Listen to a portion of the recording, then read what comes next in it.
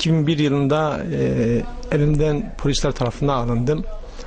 Bir 8 gün gözaltı süreci yaşadık. Bize yapılan yani camiye gittiğimiz için, çocuklara Kur'an dersi verdiğimiz için, işte burada Hizbullah cemaatinin mensubu olduğumuz için yargılandık. Mahkeme sürecinde 24 tane mahkemeye çıktık. Mahkeme sürecinde bize ceza vermeden bizi bıraktılar. Daha bıraktıktan sonra bize ceza verdiler. Yani bizim suçumuz camiye gittiğimiz için, çocuklara Kur'an dersi verdiğimiz için biz bu şekilde yargılandık.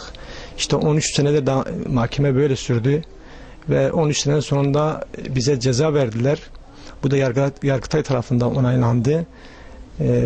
Ben ve benim gibi kardeşlerim işte bu süreçte sadece Müslüman olduğumuz için yargılandık. İşte bugün Türkiye'de bir sürü, yani cezaevinde 20 senedir yatan Müslümanlar var. Bunların da tek suçu camiye gidip çocuklara Kur'an dersi vermek, insanlara İslam'ı anlatmak.